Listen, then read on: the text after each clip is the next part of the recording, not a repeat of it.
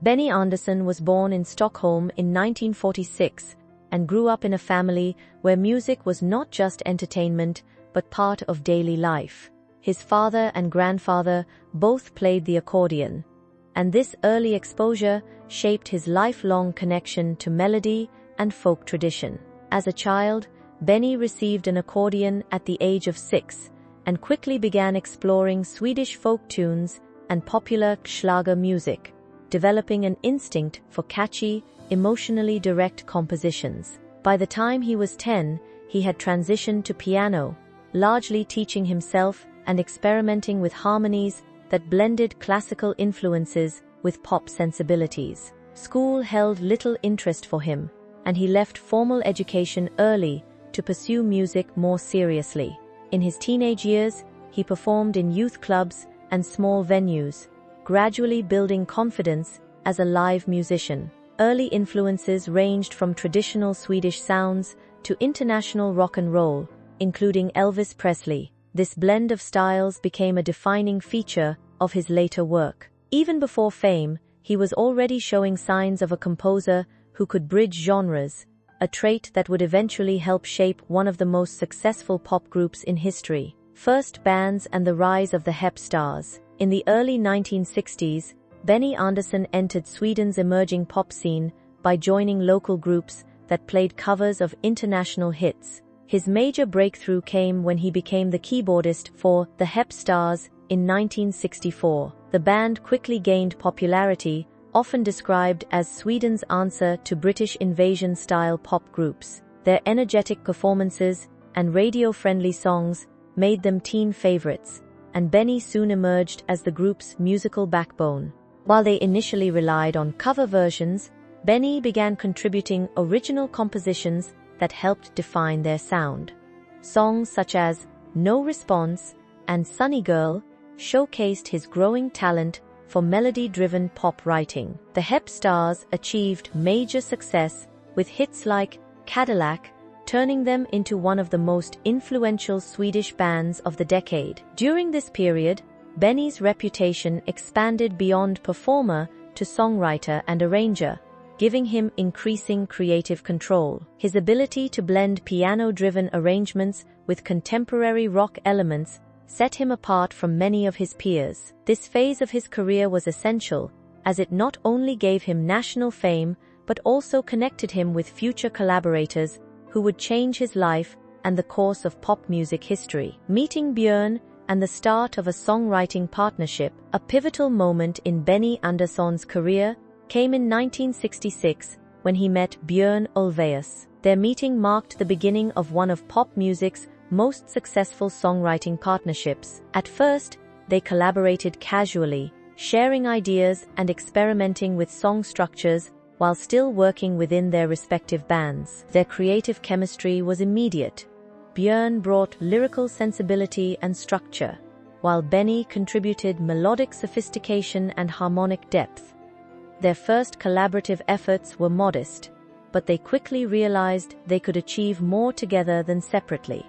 By the late 1960s, they were writing songs for Swedish artists and entering national competitions such as Melodifestivalen, gaining attention for their polished, radio-ready compositions. This partnership laid the groundwork for a long-term creative alliance that would later define ABBA. Their working style was highly complementary, often involving rapid back-and-forth development of musical ideas at the piano. This period also established their professional discipline, as they began refining their ability to write across genres while maintaining a consistent pop identity. The partnership between Benny and Björn became one of the most important creative forces in European pop music history, relationships and creative bonds leading toward ABBA. As Benny Andersson and Björn Ulvaeus developed their songwriting partnership, their personal lives became closely intertwined with their musical evolution. Around this time, they became connected with singers Agnetha Fältskog and Anni-Frid Lyngstad, both of whom were already established solo artists in Sweden.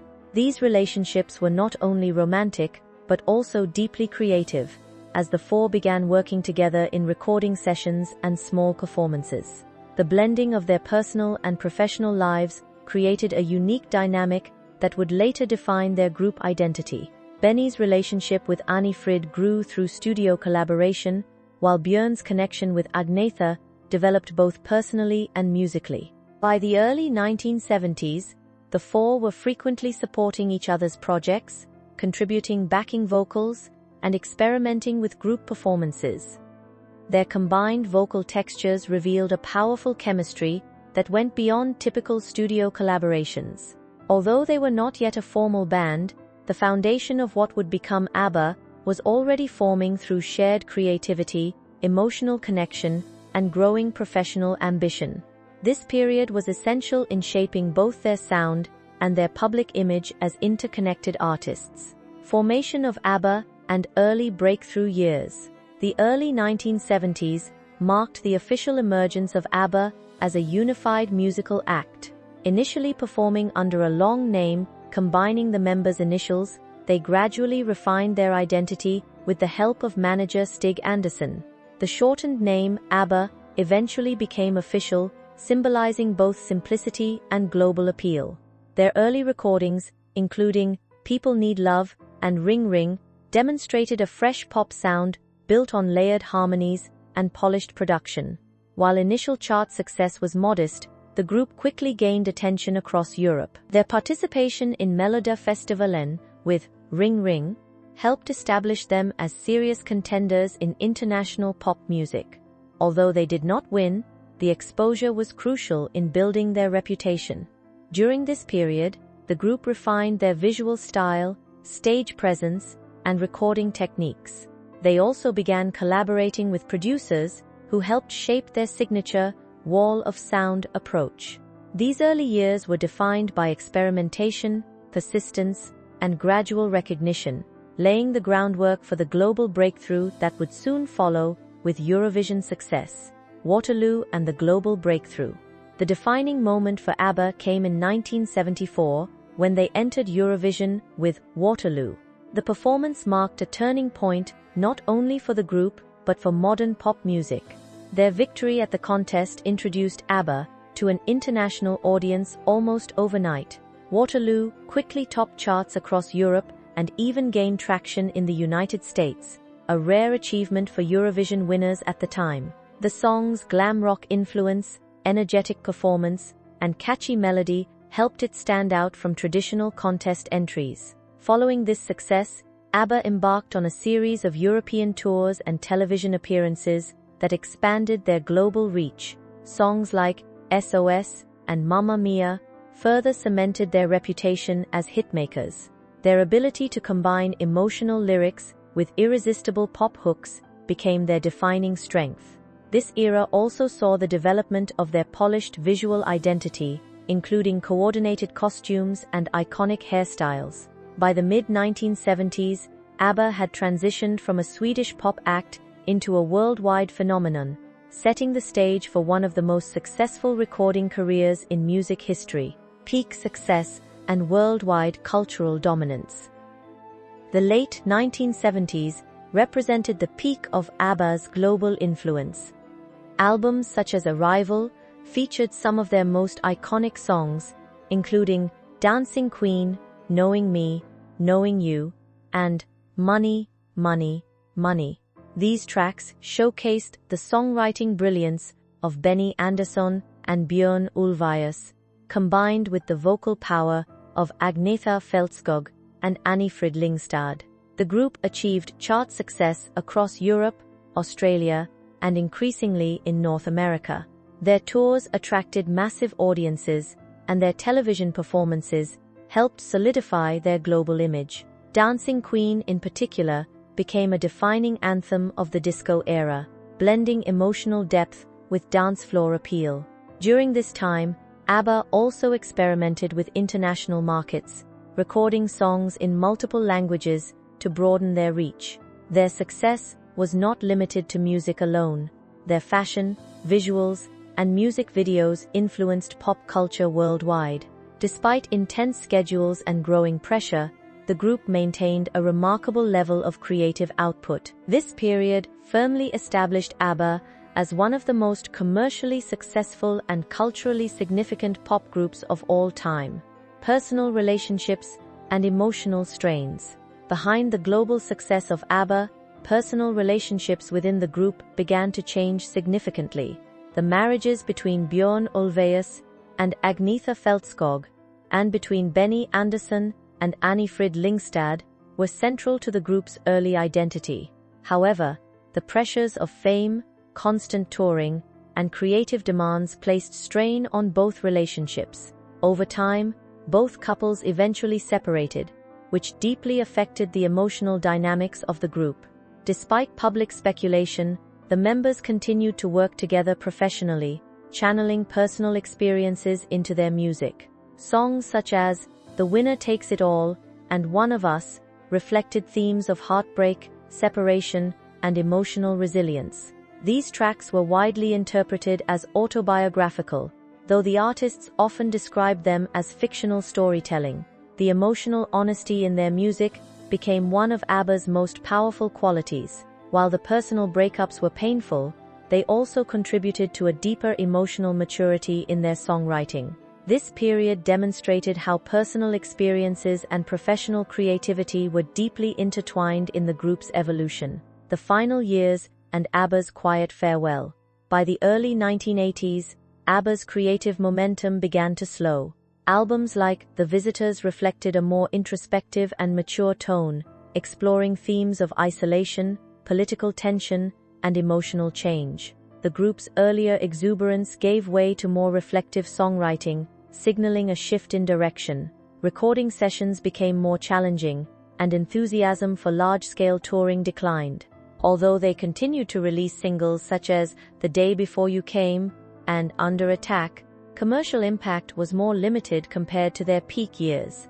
Eventually, the group decided to take an indefinite break, with no official announcement of a breakup at the time. Their final performances and television appearances marked the end of an era in pop music. Rather than a dramatic split, ABBA's transition into inactivity was quiet and gradual, leaving fans uncertain about the future. Despite this, their music continued to grow in popularity worldwide, ensuring that their legacy remained strong even after they stopped working together as a group. Benny Andersson's life after ABBA and continued legacy. After ABBA, Benny Andersson continued to shape the music world through composing and producing. Together with Björn Ulvaeus, he created successful theatrical works such as Chess, which became an international stage hit. He also played a major role in developing the musical Mamma Mia, which reintroduced ABBA's music to new generations and later became a global film franchise. Benny's work expanded beyond pop into orchestral and folk-inspired compositions, reflecting his lifelong musical curiosity. In later years, ABBA's legacy was revived through new projects and a highly anticipated reunion, demonstrating the enduring appeal of their music. Despite decades of separation, the group's influence remained strong in popular culture. Benny's career stands as an example of artistic longevity, where early pop success evolved into a broader creative legacy. His contributions helped ensure that ABBA's music continues to resonate across generations, maintaining its place as one of the most recognizable and beloved catalogues in modern music history. Conclusion and enduring impact of ABBA's story. The story of ABBA and Benny Andersson is ultimately one of creativity, collaboration, and transformation. From early folk influences to global superstardom, their journey reflects how personal relationships and artistic ambition can shape cultural history. The group's evolution from small Swedish performances to worldwide recognition demonstrates the power of songwriting, production, and emotional storytelling. Even after their split, their music continued to thrive, influencing countless artists and genres. The emotional complexity behind their songs added depth to their commercial success, making their catalog timeless rather than nostalgic. Benny Andersson's continued work in theater and composition further extended the legacy of the group, ensuring their relevance long after their active years. Today, ABBA remains a symbol of polished pop craftsmanship and emotional honesty in music. Their story is not only about fame but about endurance, adaptation, and the lasting power of melody and collaboration that continues to inspire audiences worldwide.